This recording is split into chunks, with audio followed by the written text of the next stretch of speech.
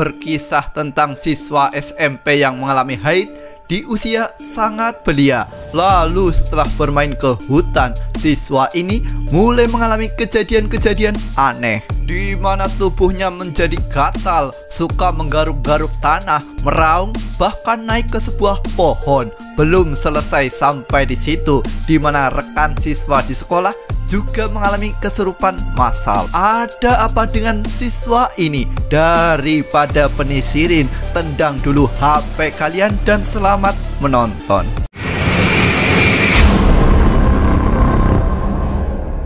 Kisah diawali dengan adegan joget anak SMP yang bernama Zafan, yang entah pengen viral atau sekedar iseng belaka. Yang jelas pokoknya joget.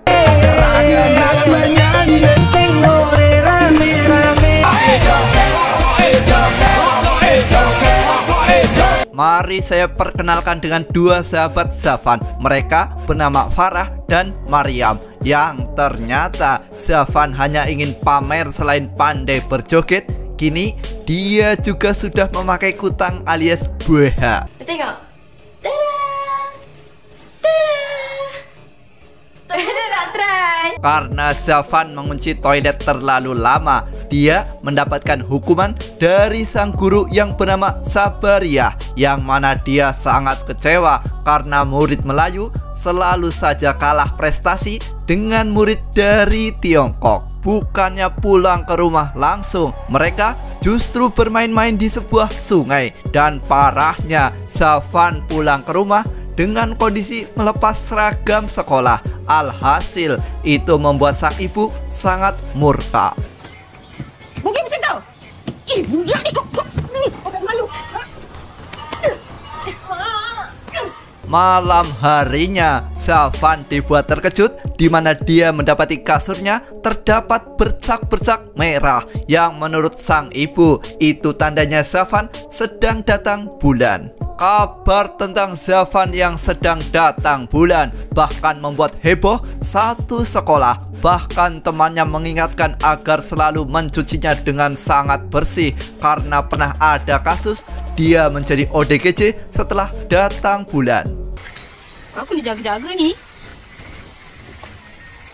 Atau sekedar dapat benda ni first. Lagi-lagi sepulang sekolah, Zafan justru bermain-main di tengah hutan. Yang mana saat dia sedang asik bermain di tengah hutan, dia melihat sebuah penampakan hantu gendut.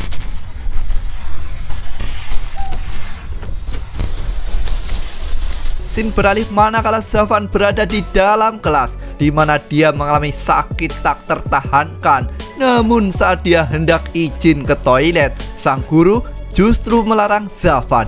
Lalu tiba-tiba, kita ada 10 minit je lagi ni, Zafan. Setelah jam pelajaran selesai, Zafan mengalami gatal-gatal di sekujur tubuhnya, dan dia harus menelan pil pahit, di mana dia dibully karena sangat bau, memalukan, dan terlihat aneh. Tak ada siapa yang sanggup nak duduk sebelah je dah. Mati terus tak ada oksigen. Sesampainya di dalam rumah, rasa gatal itu semakin parah. Bahkan kini mulai timbul jerawat di wajah polosnya. Dan sambil menangisi nasib malangnya, yang dilakukan Zafan adalah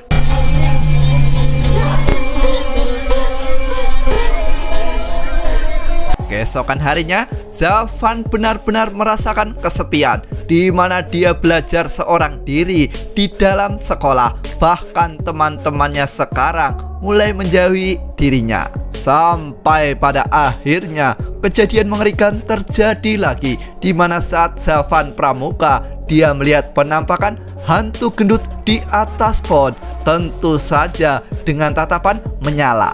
Tidak hanya Zafan yang resah, teman-teman pramuka lain juga mendengar suara aneh. Namun sang guru mencoba menenangkan mereka dengan mengajak mereka berdoa bersama.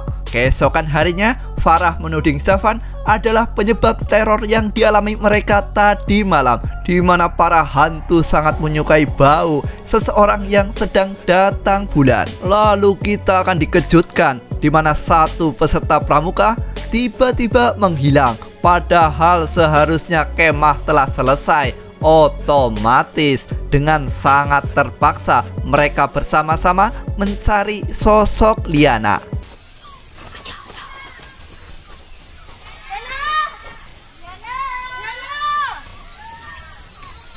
Dalam proses pencarian, Zafan justru berlari menjauh dari rombongan, di mana dia merasakan indera penciuman semakin tajam dan bola mata berubah menjadi Sharingan. Cikgu, saya dah jumpa dia. Datang sini cepat. Luar biasa sekali, di mana dengan sangat mudah Zafan berhasil menemukan sosok Liana di atas pohon, dan Liana mengatakan kata wanita misterius bahwa dengan di atas pohon mereka semua tidak akan membuli Liana. Sesampainya di sekolah, Zafan menerima sebuah penghargaan yang mana walaupun masih baru menjadi anggota pramuka, Zafan sudah berhasil memimpin regunya. Puncak keberanian Zafan saat dia menemukan sosok Liana.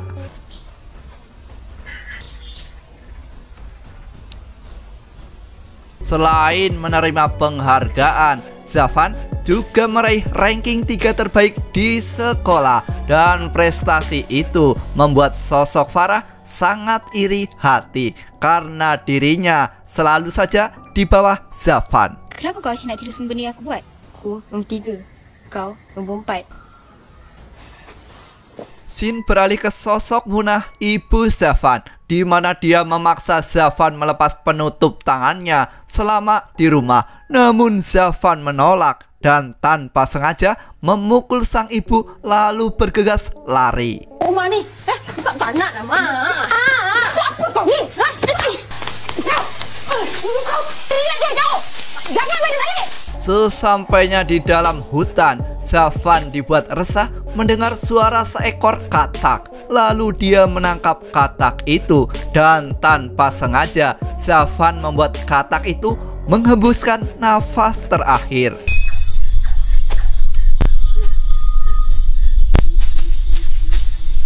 Mulai memanas, di mana sosok Farah dan kawan-kawan tidak hanya membuli sosok Zafan, mereka juga melakukan kekerasan dan juga merekam adegan itu untuk mengancam sosok Zafan.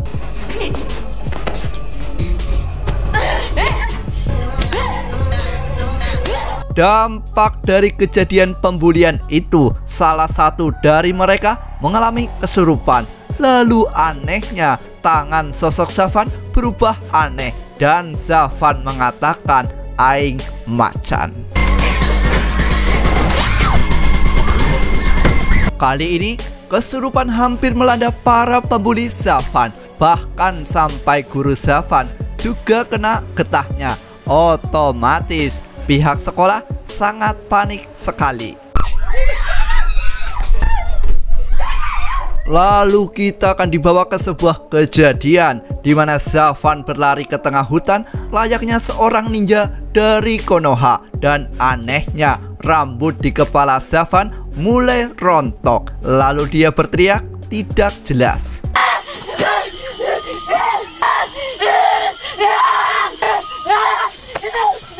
Zafan makin terlihat aneh, di mana dia menendang-nendang, guling-guling, menggaruk-garuk tanah, naik pohon seperti seekor macan yang sedang puasa. Keesokan harinya di sekolah kedatangan sosok Dr. Rahim yang katanya akan melakukan sesuatu yang sangat penting. Lalu tak lama setelah itu sosok Zafan dipanggil ke ruang guru BK. Sepulang dari sekolah, Zafan sangat lapar dan memakan kue. Namun kue itu justru membuatnya sangat mual, dan alangkah terkejutnya manakala mata Farah berbinar-binar saat melihat seekor ayam.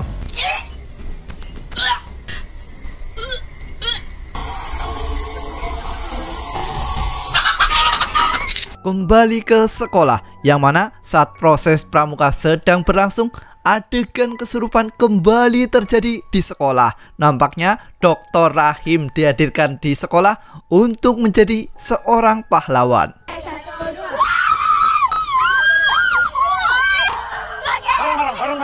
Scene beralih di mana sosok Zafan sedang kesakitan di tengah hutan.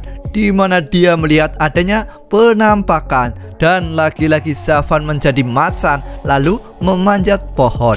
Tidak sia-sia, kali ini bukanlah seekor ayam, melainkan seekor tupai yang karena sudah sangat lapar, Zafan segera memakan tupai itu dengan sangat lahap.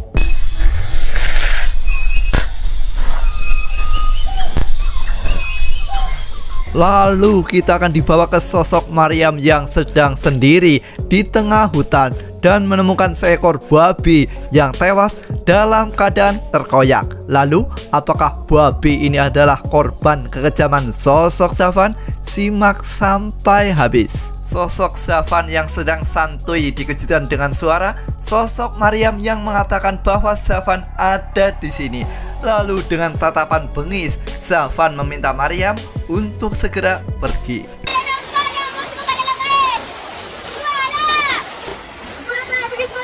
Karena Maryam yang menyatakan tidak ingin kembali ke sekolah, membuat sosok Zafan menampakkan diri dengan tubuhnya yang sudah mempunyai ekor. Jom duduk sini sampai bunyi-bunyi. Kita buat rumah terbuka.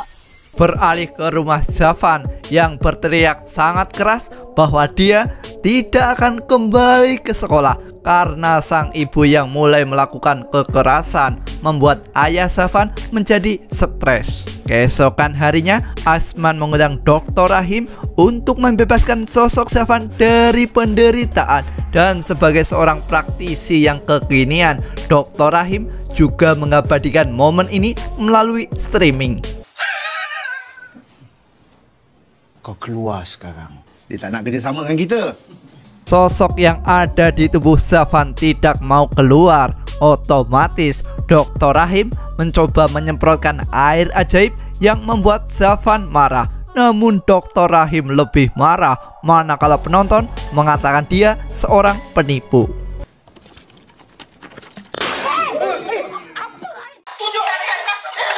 Suasana semakin menegangkan manakala Dr. Rahim melakukan tindakan kekerasan demi memancing sosok macan itu menunjukkan dirinya.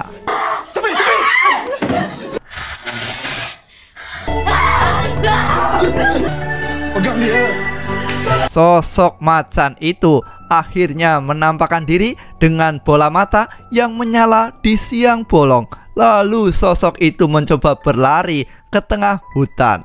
Beralih ke sekolah, di mana kepala sekolah menghimbau agar mereka selalu waspada, terutama di luar sekolah. Lalu setelah itu, sosok Farah dibuat terkejut manakala melihat Maryam memakai sarung tangan di siang bolong. Di sisi lain, sosok Munah sedang gundah gulana, yang mana Zafan sampai sekarang belum juga pulang. Otomatis karena masih ketakutan, yang dia lakukan sekarang hanyalah menunggu. Malam harinya, Maryam tersenyum menatap luar jendela. Lalu dia mengendap-endap demi keluar dari rumah. Lalu sesampainya di tengah hutan, sosok Maryam memanggil Zafan untuk menunjukkan wajahnya.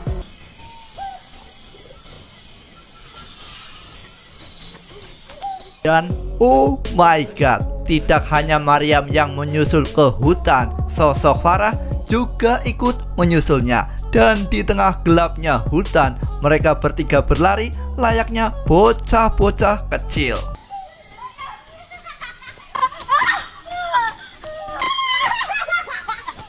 Kita akan terkejut di mana sosok Maryam berhasil memberi luka cakaran kepada Farah. Dan apakah Maryam sekarang sudah menjadi seekor macan? Sampai pada akhirnya film tamat di mana sosok Zafan sedang melakukan pargoy di sebuah sungai, di mana nampaknya hutan adalah tempat terbaik untuk mereka.